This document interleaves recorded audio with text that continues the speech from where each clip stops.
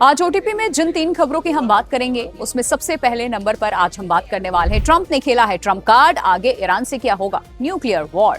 और दूसरे नंबर पर आज हम ओटीपी में बात करने वाले हैं यहाँ बुशरा बीबी मुनीर में डील, इमरान आएंगे जेल से बाहर और कौन सी डील होगी।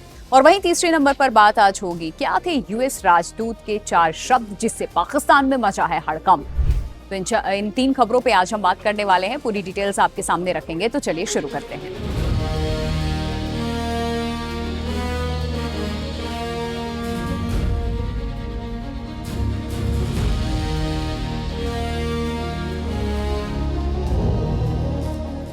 सोचिए किसी देश पर बम गिराए बिना, मिसाइल दागे बिना और सेना भेजे बिना उसकी अर्थव्यवस्था की नस दबा दी जाए, उसके तेल की बिक्री रोकने की कोशिश की जाए और उसे बैंकिंग नेटवर्क पर उसके शिकंजा कस दिया जाए और दुनिया की कंपनियों को चेतावनी दी जाए कि अगर ईरान के साथ कारोबार किया तो अगला निशाना आप भी हो सकते हैं। अमेरिकी राष्ट्रपति डोनाल्ड ट्रंप ने ईरान को लेकर कुछ ऐसा ही बड़ा ऐलान कर दिया है। ट्रंप ने साफ शब्दों में कहा है कि ईरान ने समझौते का मौका गंवा दिया और अब अमेरिका उस पर इतना बड़ा आर्थिक दबाव बनाएगा कि तेहरान के लिए दुनिया के साथ कारोबार करना मुश्किल हो जाएगा। लेकिन सवाल है ट्रंप के इस ऐलान से ईरान इतना क्यों घबरा सकता है? अमेरिका आखिर ईरान की अर्थव्यवस्था की कौन सी नस दबाना चाहता है? और सबसे बड़ा सवाल, क्या ईरान के तेल कारोबार को रोक करके अमेरिका वाकई उसकी कमर तोड़ सकता है? और क्या ट्रंप कार्ड खेलने से ईरान से होगा न्यूक्लियर वॉर? और ट्रंप ने अपनी नई आर्थिक कार्रवाई को इकोनॉमिक डी-डे बताया है। आसान भाषा में समझे तो इसका मतलब है ईरान पर सिर्फ कुछ कंपनियों या लोगों पर प्रतिबंध लगाने की कोशिश नहीं, बल्कि उसकी कमाई, बैंकिंग और अंतर्राष्ट्रीय कारोबार की पूरी चेन पर दबाव बनाना। ट्रंप ने चेतावनी दी है कि ईरान की मदद करने वाले दूसरे देश, बैंक, कंपनियां, एयरपोर्ट और सरकारी संस्थाएं भी अमेरिकी कार्रवाई के दायरे में आ सकती हैं। यानी संदेश सिर्फ ईरान के लिए नहीं है, बल्कि उन सभी के लिए है जो ईरान के साथ आर्थिक संबंध बनाए रखते हैं। अब सवाल आता है कि अमेरिका का सबसे बड़ा फोकस किस पर है? तो इसका सीधा जवाब है तेल पर। देखिए, ईरान की अर्थव्यवस्था के लिए तेल बेहद महत्वपूर्ण है। ईरान जितना ज्यादा तेल बेचता है उतना ही ज्यादा विदेशी मुद्रा उसके पास आती है। यही पैसा उसकी सरकार, आयात और दूसरे आर्थिक कामों के लिए बेहद अहम होता है। लेकिन अमेरिका का दावा है कि ईरान अपने तेल कारोबार को जारी रखने के लिए अलग अलग नेटवर्क और बिचौलियों का इस्तेमाल करता है। सीधे ईरान के नाम से तेल बेचना मुश्किल होने पर कंपनी शिपिंग नेटवर्क और अलग अलग कारोबारी जो चैनल है उनके जरिए तेल को खरीदारों तक पहुंचाने की कोशिश की जाती है। यानी कि कहानी सिर्फ तेल बेचने तक खत्म नहीं होती, तेल के बाद आता है पैसा। तेल बेच दिया गया, लेकिन उससे मिलने वाला पैसा ईरान तक कैसे पहुंचेगा? और यही वो हिस्सा है जहां बैंक, करेंसी एक्सचेंज, बिचौलिए, शिपिंग कंपनियां और दूसरे वित्तीय नेटवर्क महत्वपूर्ण हो जाते हैं। अमेरिका अब इसी पूरी चेन को निशाना बनाने की बात कह रहा है। तेल से पैसा और पैसे से ईरान, पूरी चेन पर हमला। ऐसे में एक आसान उदाहरण समझिए। मान लीजिए ईरान ने तेल बेचा, तेल एक जहाज के जरिए दूसरे देश में पहुंचा, इसके बाद भुगतान होना है और बैंकिंग चैनल बंद है, तो फिर पैसा किसी दूसरे वित्तीय रास्ते से भेजने की कोशिश हो सकती है। इसमें करेंसी एक्सचेंज, बिचौलिए या दूसरे कारोबारी नेटवर्क इस्तेमाल किए जा सकते हैं। अमेरिका का मकसद अब सिर्फ उस तेल को रोकना नहीं है, बल्कि तेल से लेकर के भुगतान तक पूरी आर्थिक चेन को कमजोर करना है। इसीलिए ट्रंप ने तेल तस्करी network, cash transfer, currency exchange, जहाजों के रजिस्ट्रेशन और कथित फर्जी कंपनियों के जरिए होने वाले आर्थिक गतिविधियों पर कार्रवाई की बात कही है। अगर वो दबाव बड़े स्तर पर लागू होते हैं तो फिर ईरान के लिए सिर्फ तेल बेचना ही मुश्किल नहीं होगा, बल्कि उस तेल से मिलने वाला पैसा हासिल करना भी चुनौती बन सकता है। ट्रंप ने अपने बयान में ईरान की सैन्य और आर्थिक स्थिति को लेकर भी बड़े दावे किए हैं। उनका कहना है कि ईरान की नौसेना और वायुसेना को भारी नुकसान हुआ, कई सैन्य कारखाने तबाह हुए हैं और देश की मुद्रा भी गंभीर दबाव में है। अगर ट्रंप के इन दावों को उनके नए आर्थिक अभियान के साथ जोड़कर देखें तो अमेरिकी रणनीति का संदेश साफ दिखाई देता है। ईरान पर सैन्य दबाव के साथ आर्थिक दबाव बढ़ाना, यानी कि सिर्फ लक्ष्य ईरान की सेना को कमजोर करना नहीं, बल्कि उसकी आर्थिक क्षमता को भी सीमित करना है। ईरान के सामने सबसे बड़ी चुनौती तब पैदा होगी जब दूसरे देश और निजी कंपनियां अमेरिकी प्रतिबंधों के डर से उससे दूरी बनाना शुरू कर देंगे, क्योंकि अंतर्राष्ट्रीय कारोबार में सिर्फ ये मायने नहीं रखता कि कोई कंपनी ईरान के साथ व्यापार करना चाहती है या नहीं। उसे ये भी देखना पड़ता है कि उस कारोबार की वजह से कहीं वो अमेरिकी प्रतिबंधों की चपेट में तो नहीं आ जाएगी। यही अमेरिका की ताकत है। अगर कोई बैंक सोचता है कि ईरान के साथ कारोबार करने से उसे अमेरिकी वित्तीय व्यवस्था या अमेरिकी बाजार तक पहुंच में नुकसान हो सकता है, तो वो स्वाभाविक तौर पर जोखिम कम करने की कोशिश करेगा। यानी अमेरिका को हर जगह जाकर के ईरान का कारोबार बंद कराने की जरूरत नहीं, सिर्फ इतना डर पैदा करना भी काफी हो सकता है कि कंपनियां खुद ईरान से दूरी बनाने लगे। अब ऐसे में सवाल उठने लगे हैं कि क्या ईरान अमेरिकी दबाव के आगे झुकेगा, क्या वो किसी नए समझौते की तरफ जाएगा, या फिर ईरान अपने तेल और आर्थिक नेटवर्क को बचाने के लिए नए रास्ते तलाशेगा। अगर अमेरिका वास्तव में ईरान के तेल, बैंकिंग, शिपिंग और वित्तीय नेटवर्क को एक साथ निशाना बनाता है तो इसका असर सिर्फ तेहरान तक सीमित नहीं रह सकता। वैश्विक तेल बाजार, खरीदार देश और अंतर्राष्ट्रीय कंपनियों पर भी इसका असर पड़ सकता है, क्योंकि ईरान के खिलाफ आर्थिक युद्ध का मतलब सिर्फ ईरान पर दबाव नहीं होता, ये उस पूरे नेटवर्क पर दबाव है जिसके जरिए ईरान दुनिया के साथ कारोबार करता है। और यही वजह है कि ट्रंप का इकोनॉमिक डी-डे वाला ऐलान इतना बड़ा माना जा रहा है कि अब लड़ाई सिर्फ मिसाइलों की नहीं, लड़ाई तेल की है, लड़ाई पैसों की है और लड़ाई बैंकिंग नेटवर्क की है, और सबसे बढ़कर ईरान की उस आर्थिक ताकत की जिसके दम पर वो दुनिया के सामने खड़ा रहता है। ट्रंप ने अपना पत्ता खोल दिया है। अब देखना यह है कि ईरान इस आर्थिक घेरे को तोड़ता है या फिर अमेरिका के दबाव में बातचीत की मेज पर वापस आता है।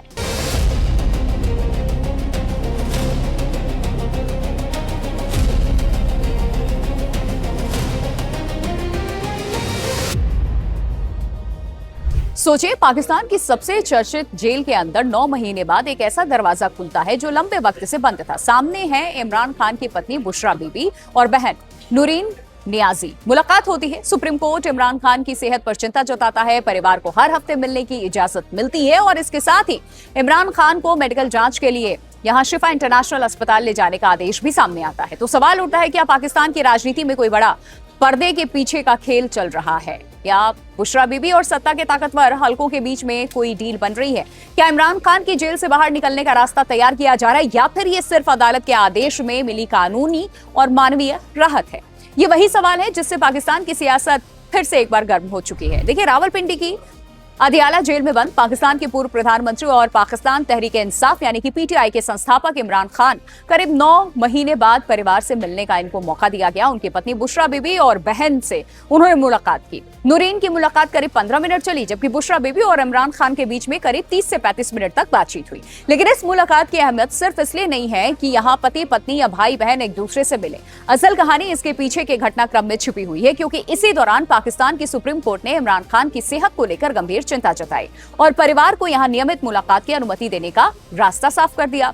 अदालत ने मेडिकल जांच और इलाज के लिए उन्हें शिफा इंटरनेशनल अस्पताल ले जाने का भी निर्देश दिया। यानी जिस इमरान खान तक परिवार और पार्टी के नेताओं की पहुंच लंबे समय से मुश्किल बनी हुई थी, अब उनके लिए परिवार की मुलाकात और मेडिकल ट्रीटमेंट दोनों का रास्ता खुलता दिखाई दे रहा है। और यहीं से पाकिस्तान की राजनीति में सवाल पैदा होता है, क्या इमरान खान के लिए जेल से बाहर निकलने की कोई रणनीति बन रही है या फिर नहीं? हालांकि अभी तक ऐसा कोई आधिकारिक दस्तावेज या अदालत का आदेश सामने नहीं आया जिससे ये कहा जा सके कि इमरान खान की रिहाई की तारीख तय हो चुकी है। और इसी तरह बुशरा बीबी और पाकिस्तान के सेना प्रमुख फील्ड मार्शल असम मुनीर के बीच में किसी डील की भी सार्वजनिक तौर पर पुष्टि नहीं हुई। लेकिन पाकिस्तान की राजनीति में जब घटनाएं एक के बाद एक तेजी से बदलती हैं तो राजनीतिक अटकलें भी तेज हो जाती हैं। इमरान खान अगस्त 2023 से जेल में हैं और यहां अल कादिर ट्रस्ट मामले में 14 साल की सजा काट रहे हैं। जनवरी 2025 में उन्हें और बुशरा बीबी को इस मामले में सजा सुनाई गई थी। दोनों ने इस फैसले को चुनौती दी है। दूसरी तरफ हाल के महीनों में इमरान खान की जेल में हालत और परिवार और वकीलों की उनकी मुलाकात को लेकर लगातार विवाद बढ़ते रहे। जून में इस्लामाबाद हाई कोर्ट के सामने भी उनके वकीलों ने मुलाकात नहीं होने की शिकायत की थी। अदालत ने वकीलों से मुलाकात सुनिश्चित करने का निर्देश दिया। जुलाई में भी पीटीआई नेताओं और इमरान की बहनों को उनसे मिलने की अनुमति नहीं दिए जाने की खबरें सामने आई। अब अचानक सुप्रीम कोर्ट की तरफ से परिवार की नियमित मुलाकात और मेडिकल इलाज को लेकर के राहत मिलना निश्चित तौर पर बड़ा घटनाक्रम है। लेकिन असली सवाल यह है कि इस राहत का अगला कदम क्या होगा? क्या इमरान खान अस्पताल जाएंगे? क्या उनकी मेडिकल रिपोर्ट आने के बाद उनके वकील रिहाई या सजा में राहत के लिए नया कानूनी रास्ता अपनाएंगे? क्या पीटीआई और सरकार के बीच बातचीत की कोई भी संभावना बनेगी? और यहाँ एक और चीज है, क्या पाकिस्तान की सत्ता व्यवस्था इमरान खान को जेल में रखने की मौजूदा रणनीति पर पुनर्विचार कर रही है? फिलहाल इन सवालों का जवाब तो नहीं है किसी के पास, लेकिन इतना जरूर है कि इमरान खान की राजनीति खत्म नहीं हुई। जेल में रहते हुए भी उनका नाम पाकिस्तान की सियासत के केंद्र में बना हुआ है। उनकी सेहत, उनकी कानूनी लड़ाई और उनसे मिलने पर लगी पाबंदियां लगातार राजनीतिक मुद्दा बनती रही। अब 9 महीने के बाद बुशरा बीबी और नूरीन नियाजी की मुलाकात ने इस कहानी में एक नया मोड़ जोड़ दिया है। डील हुई या नहीं, इसका कोई पक्का सबूत नहीं है। रिहाई की तारीख फिक्स या नहीं, इसकी भी कोई आधिकारिक पुष्टि नहीं। लेकिन सुप्रीम कोर्ट का आदेश, परिवार से मुलाकात और अस्पताल में इलाज की संभावना, इन तीनों घटनाओं ने इमरान खान की जेल कहानी को एक बार फिर पाकिस्तान की राजनीति के सबसे बड़े सवालों में बदल दिया। और अब सबकी नजर इस पर है कि अस्पताल के दरवाजे से इमरान खान के लिए सिर्फ इलाज का रास्ता खुलता है या फिर जेल से बाहर निकलने का भी।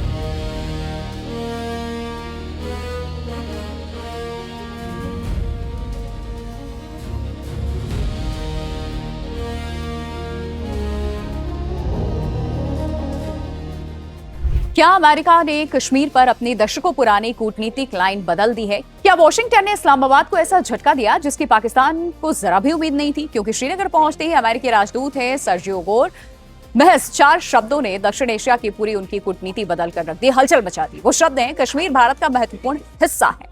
सिर्फ 4 शब्द, लेकिन इन 4 शब्दों का असर दिल्ली से लेकर इस्लामाबाद और वॉशिंगटन तक दिखाई देने लगा। जहां भारत में इस बयान को अमेरिकी रुख में एक महत्वपूर्ण संकेत के तौर पर देखा जा रहा है, वहीं पाकिस्तान के राजनीतिक और कूटनीतिक गलियारों में इस बयान को लेकर के जबरदस्त नाराजगी है। सवाल सिर्फ इतना नहीं है कि अमेरिकी राजदूत ने क्या कहा, सवाल यह है कि उन्होंने ये बात कश्मीर की धरती पर आकर क्यों कही और इसका कूटनीतिक संदेश आखिर क्या है। देखिए, अमेरिकी राजदूत सर्जियो गोर जम्मू कश्मीर के दौरे पर पहुंचे। श्रीनगर में उन्होंने जम्मू कश्मीर के मुख्यमंत्री उमर अब्दुल्ला से मुलाकात की। मुलाकात के बाद जब पत्रकारों ने उनसे कश्मीर को लेकर सवाल किया तो गोर ने कहा, यहां आकर के खुशी हो रही है, कश्मीर भारत का एक महत्वपूर्ण हिस्सा है। यही 4 शब्द पाकिस्तान के लिए सबसे बड़ा झटका बन गए, क्योंकि कश्मीर के मुद्दे पर अमेरिका की नीति लंबे समय से बेहद सावधानी भरी रही। वॉशिंगटन ने कई मौकों पर भारत और पाकिस्तान के बीच में बातचीत और शांतिपूर्ण समाधान की बात कही। वहीं अमेरिकी राष्ट्रपति डोनाल्ड ट्रंप भी भारत पाकिस्तान के बीच में कश्मीर समेत दूसरे विवादों पर मध्यस्थता की पेशकश करते रहे हैं। लेकिन अब अमेरिकी राजदूत का यह बयान पाकिस्तान को इसलिए चुभ रहा है क्योंकि यहां सीधे तौर पर कश्मीर को भारत का हिस्सा बताया गया। पाकिस्तान ने इस बयान को तुरंत खारिज कर दिया। इस्लामाबाद ने अमेरिकी कार्यवाहक राजदूत को तलब करके अपना विरोध दर्ज करा दिया। पाकिस्तान के विदेश कार्यालय ने सर्जियो गोर की टिप्पणी को तथ्यात्मक रूप से गलत और गैर जिम्मेदाराना बताया। पाकिस्तान ने दोहराया कि उसके मुताबिक जम्मू कश्मीर एक अंतर्राष्ट्रीय स्तर पर विवादित क्षेत्र है और इसका अंतिम समाधान संयुक्त राष्ट्र सुरक्षा परिषद के प्रस्तावों और कश्मीरी जनता की आकांक्षाओं के अनुसार होना चाहिए। इस्लामाबाद ने साफ कहा कि वो जम्मू कश्मीर को भारत का हिस्सा बताए जाने की कड़ी निंदा करता है और इसके स्वीकार नहीं करता है। पाकिस्तान की नाराजगी यही नहीं रुकी, उसने ये भी कहा कि अमेरिकी राजदूत की टिप्पणी कश्मीर पर अमेरिका के लंबे समय से चले आ रहे रुख के अनुरूप नहीं है। पाकिस्तान ने यहां तक आरोप लगा दिया कि यह बयान अंतर्राष्ट्रीय कानून और संयुक्त राष्ट्र चार्टर के प्रति अमेरिका की प्रतिबद्धता से भी मेल नहीं खाता। लेकिन इस पूरे विवाद का सबसे दिलचस्प पहलू है समय। आखिर सर्जियो गोर का ये बयान ऐसे वक्त क्यों आया जब पिछले कुछ महीनों में अमेरिका और पाकिस्तान के रिश्तों में नजदीकी के संकेत दिखाई दे रहे थे। पाकिस्तान लंबे समय से ट्रंप प्रशासन के साथ अपने रिश्तों को मजबूत करने की कोशिश कर रहा है। इस्लामाबाद की कोशिश ये हमेशा रही है कि वॉशिंगटन के साथ पुराने रणनीतिक और सुरक्षा संबंधों को फिर से मजबूत किया जाए। ऐसे में अमेरिकी राजदूत का श्रीनगर आना और फिर कश्मीर को भारत का महत्वपूर्ण हिस्सा बताना पाकिस्तान के लिए एक बड़ा कूटनीतिक झटका माना जा रहा है। यानी कि सवाल अब सिर्फ कश्मीर का है ही नहीं, सवाल यहाँ ये है कि क्या वॉशिंगटन दक्षिण एशिया में अपनी प्राथमिकता दोबारा तय कर रहा है। क्या अमेरिका अब पाकिस्तान को यह संदेश देना चाहता है कि भारत के साथ उसके रणनीतिक रिश्ते इतने महत्वपूर्ण हैं कि कश्मीर के मुद्दे पर उसकी भाषा भी बदल सकती है, या फिर यह सिर्फ एक राजदूत का बयान है जिसे पाकिस्तान जरूरत से ज्यादा बड़ी कूटनीतिक संकेत मान रहा है।